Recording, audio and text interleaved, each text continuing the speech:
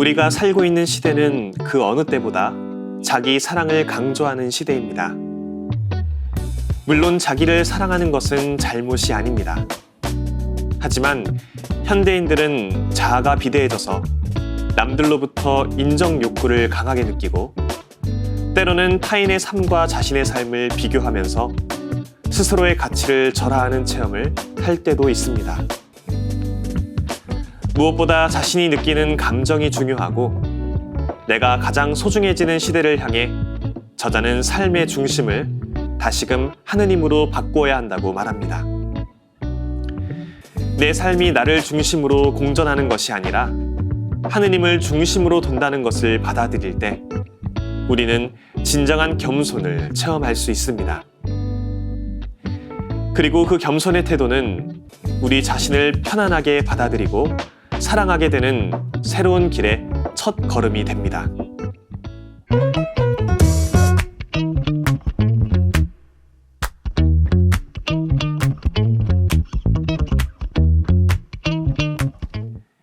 이 시간에 함께 읽을 책은 어거스틴 웨타 신부의 겸손의 규칙입니다.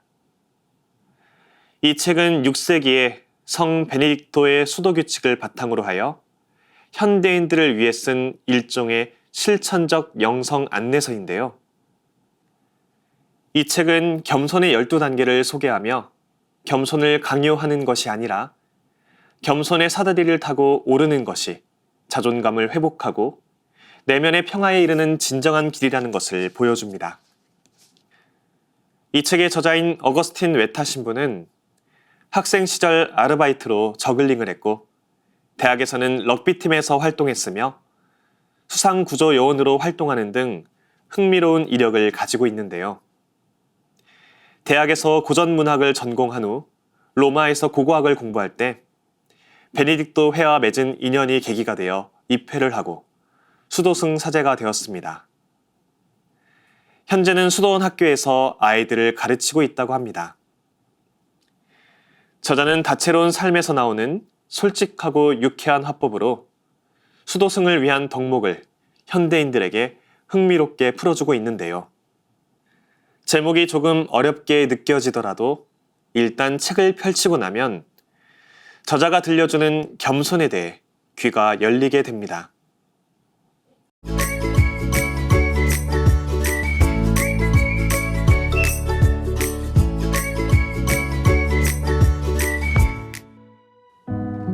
수도승들은 그저 장상에게만 순명하는 것이 아니라 서로 순명하며 특히 나이든 형제들에게 순명합니다. 이 순명은 말을 듣고 실행하는 일을 훌쩍 넘어서 엄청난 인내를 요구합니다. 몇 년 전 제 친구의 결혼식에서 설교를 해달라는 요청을 받은 일이 있습니다. 낯선 사람들에게 설교하는 일은 제게 그다지 어렵지 않습니다. 그들은 내 과거를 모르니까요. 하지만 친구들에게는 무언가 진지한 이야기를 하기가 어렵습니다. 그래서 지혜가 바닥날 때면 늘 하던 대로 루카 신부님을 찾아갔습니다. 루카 신부님은 우리 공동체의 설립자이시고 수도승으로서 많은 경험을 하신 분이지요. 따뜻한 거실 의자에서 주무시고 계신 신부님께 말했습니다. 신부님, 일어나세요. 친구 결혼식에 가서 설교를 해야 하는데 지혜로운 말을 할 수 있도록 좀 도와주세요. 루카 신부님은 눈을 뜨고 잠시 주변을 둘러보시더니 이렇게 말씀하셨습니다. 남편은 창문을 열고 싶은데 아내는 닫자고 할 날이 올 거라고 친구에게 말해주세요. 그러고 나서 신부님은 다시 잠들었습니다.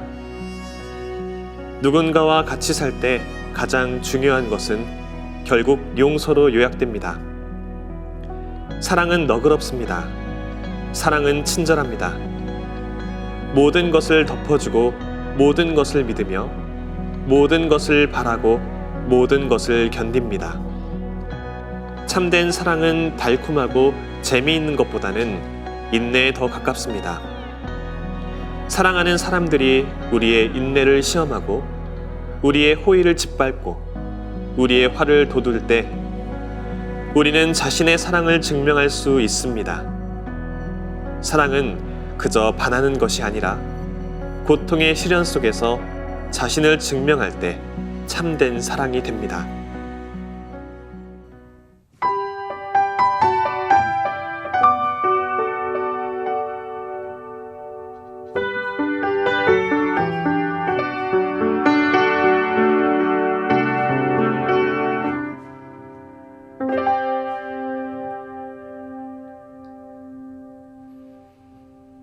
주님, 날 위해 지신 십자가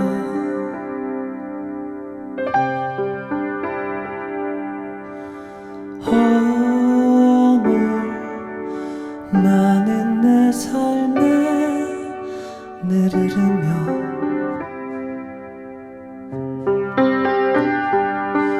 죽었던 내 영혼 살리시네.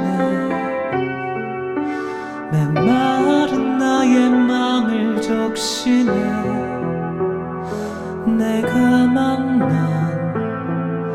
가장 큰 사랑 예수.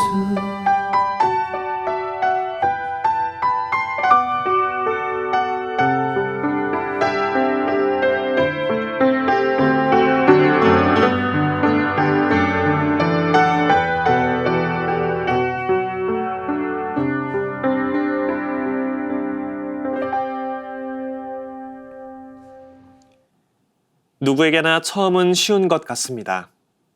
새해 계획을 세울 때나 사랑을 깨닫는 순간에는 그 모두가 영원히 이어질 것만 같지만 오히려 실망을 마주하게 될 때도 많습니다. 그럴 때 첫 마음을 돌이킨다면 다시 사랑할 힘을 갖게 될 것 같습니다. 사랑은 모든 것을 견디고 덮어주는 위대한 힘을 가지고 있으니까요. 자기 겸허를 자기 혐오나 자기 증오와 혼동해서는 안 됩니다. 하느님의 피조물을 누구도 감히 증오할 수 없기 때문입니다. 참된 자기 겸허는 고급 단계의 영적 발전을 나타냅니다. 토마스 아 캠피스는 준주성범 3권 8장에서 하느님 앞에서의 자기 겸허를 이렇게 요약합니다. 혼자 남겨진 나는 완전히 나약한 존재일 뿐입니다. 그러나 당신께서 저를 바라보신다면 저는 곧바로 강해지고 새로운 기쁨으로 가득 찰 것입니다. 토마스 아 캠피스는 죄에 저항해야 하는 부담을 자신만 지는 게 아니라는 것을 알고 있기 때문에 안전함을 느끼고 있습니다. 그는 유혹이 오는 때를 알기에 바위이신 예수 그리스도께 죄를 던져 부수어 버리기만 하면 됩니다. 기도할 때 우리의 죄가 분명하게 보일 때면 우리는 용기를 잃고 좌절할 수 있습니다. 어느 때보다도 낙담할 수 있습니다. 그러나 우울함을 그대로 두지 마십시오. 이런 좌절과 우울함은 사실 영적 진보를 보여주는 표지입니다. 하느님의 완전한 거룩함에 가까이 갈수록 우리의 불완전함은 그분의 거룩함이 비치는 순수한 빛과 대비되어 더욱 두드러지게 마련이니까요. 이는 마치 고층 빌딩 옆에 서 있는 것과 같습니다. 가까이 설수록 더 작게 느껴지는 것은 당연합니다. 참으로 거룩한 사람들일수록 이러한 영적 진보를 인정하기 힘들어하는데 거룩하게 될수록 스스로는 거룩하지 않다고 느끼기 때문이라고 합니다. 그러므로 참된 자기 존중은 항상 자기 겸허를 동반하기 마련입니다. 자기 자신을 알기 위해서는 자신의 한계를 아는 것이 너무도 중요하기 때문입니다. 괴테는 이렇게 썼습니다. 자신의 한계를 고맙게 여기는 식별하는 인간은 완전함에서 크게 벗어나 있지 않다. 진실은 우리는 모두 죄로 병들어 있고 예수님만이 유일한 치료제라는 것입니다.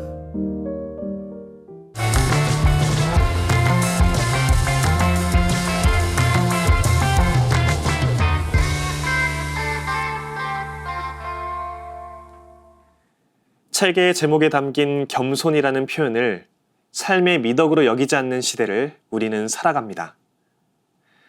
자신을 더욱 드러내는 데 몰두하는 것이 현명한 삶의 방식이라 여겨지고 남들보다 더 높은 위치에 오르기 위해서는 어느 정도 이기적이어야 한다고 우리 시대가 요구하고 있기 때문입니다. 걸음이 느린 이들과 뒤처진 이들을 기다려주거나 그들과 함께 발맞춰 가는 모습을 사치처럼 여기고 나와 다른 생각을 지닌 이들의 의견을 들어주거나 내 생각이 틀렸을 수도 있음을 인정하는 모습은 합리성과 효율성이라는 미명하에 무시되기 일쑤입니다. 이 같은 시대적 흐름에 어떠한 저항도 해보지 못한 채 종속되는 일이 없도록 책의 저자는 베네딕토 수도 규칙을 제시합니다. 겸손을 삶의 미덕으로 기꺼이 받아들일 수 있도록 총 12단계로 제시되는 내용 중 저는 특별히 6번째 단계에 속한 평정에 집중하고 싶습니다. 서로를 더 참아주거나 기다려주지 못하거나 혹은 조금 더 세심하게 들여다보거나 귀 기울여 들어주지 못해서 벌어지는 사건, 사고의 소식들이 연일 들려오고 있는 요즘이기에 겸손으로 향하기 위한 12단계에서 중간 단계를 담당하고 있는 평정을 통하여 순환과 고통의 여정을 묵묵히 감내하셨던 예수님의 그 마음으로 세상을 마주할 수 있기를 간절히 소망하게 됩니다. 평정에 대한 이야기를 마주하며 언젠가 지하철에서 마주했던 어느 할아버지의 모습을 떠올려 보게 되었습니다. 사람들로 가득 찬 지하철에 짐을 잔뜩 들고 있는 할머니께서 탑승하셨습니다. 빈자리를 찾던 할머니께서는 노약자석에 하나 남은 빈자리를 발견하시고는 그쪽으로 향해 가셨습니다. 그런데 자리가 하나 비어있던 노약자석에는 2명의 할아버지께서 새 자리를 차지한 채 앉아 있었고 할머니께서는 어찌하지 못한 채 그 앞에 멀뚱히 서 계셨습니다. 이를 지켜보고 있던 저는 새 자리를 차지하고 있던 할아버지들에게 따질 심산으로 노약자석으로 향했는데 갑자기 반대쪽 노약자석에 앉아 계시던 어느 할아버지께서 자신의 자리를 서 계시던 할머니에게 양보해 주셨습니다. 그러고 나서 할아버지께서는 쓰고 있던 모자를 벗고 앞에 계신 2 할아버지를 향해 정중한 어투로 빈자리에 제가 앉아도 괜찮겠습니까? 라고 말씀하셨고 이에 2 할아버지께서는 곧장 자신들이 차지하고 있던 빈자리를 비워주셨습니다. 누구보다도 정중한 모습으로 부당한 상황을 조용히 처리한 그 할아버지의 모습을 마주하며 마치 영웅심에 휩싸인 것처럼 부당한 처지에 놓인 할머니를 도와주기 위해 부당한 모습을 보인 어르신 2분에게 따지려 들었던 저의 마음이 너무나도 부끄러워졌습니다. 눈앞에 펼쳐진 부당하거나 불이한 상황을 단박에 처리하거나 해결하겠다는 마음은 우리를 평정으로부터 멀어지게 만듭니다. 어쩌면 단박에 해결하려 드는 마음가짐 자체가 분당한 상황만큼 부당한 마음가짐인지도 모릅니다. 지하철에서 마주한 할아버지의 모습은 어느 누구도 불편하게 만들지 않으며 불편한 상황에 놓인 할머니에게는 도움의 손길이 되어주었고 자신들로 인해 벌어진 불편한 상황을 인지하지 못하고 있던 2 할아버지에게는 자신들이 부당한 행동을 하고 있음을 뒤늦게나마 인지하게끔 이끌어 주었습니다.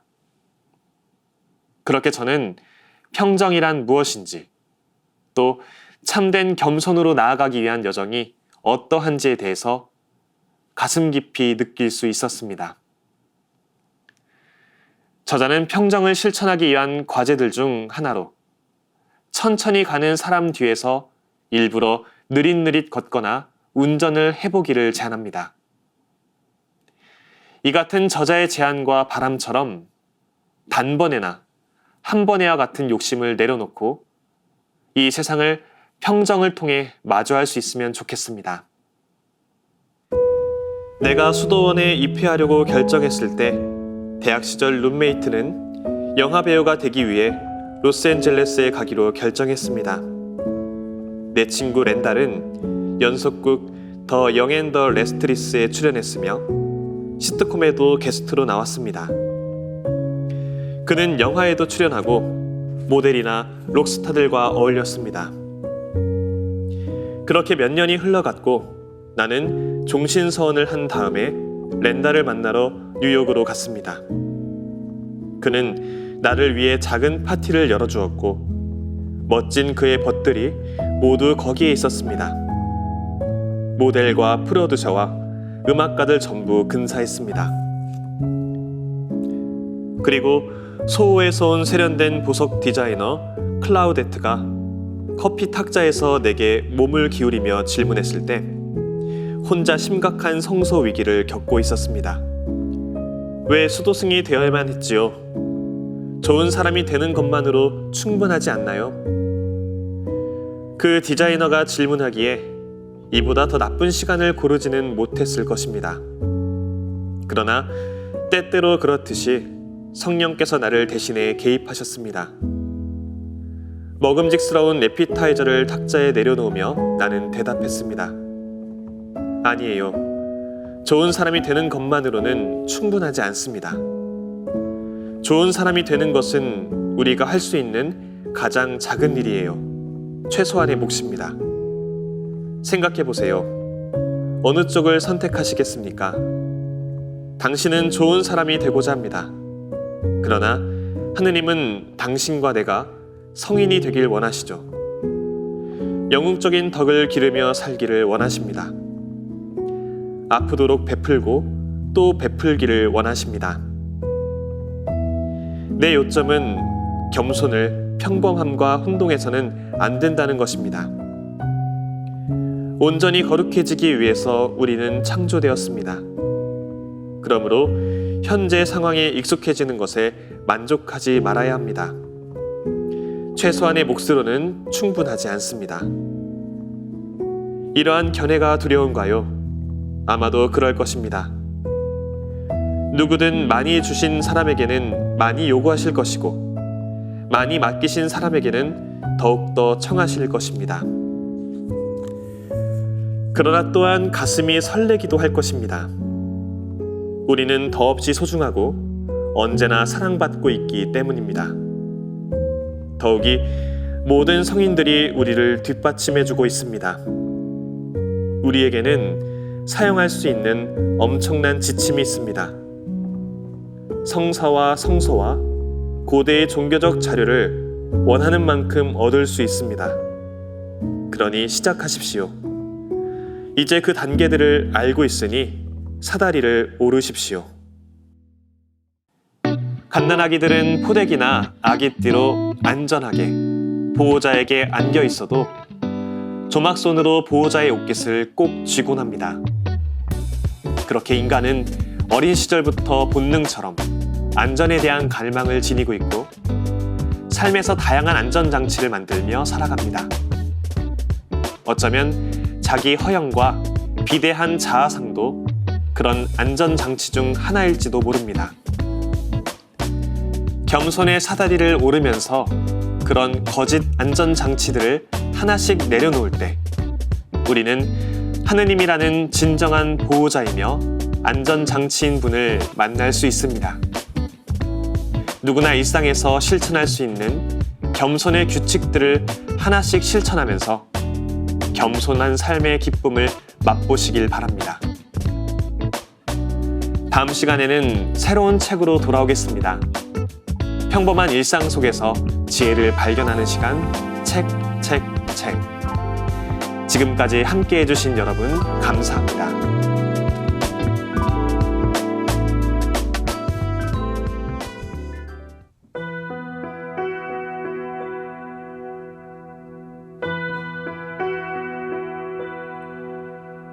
주의 사랑, 주의 은총,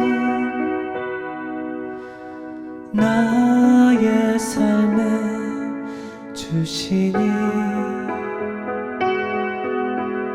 나 두려움 없이 주 따르리라. 어려운 길 고통의 길 나와 함께 하시니 나 그 길을 걸으며 주 의지하리. 살아가는 모든 순간에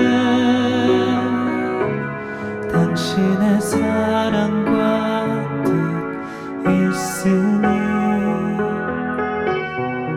오늘도 내일도 언제나 어디서나 날 이끄시네. 주의 사랑 주의 은총 나의 삶에 주시니 나 두려움 없이 주 따르리라.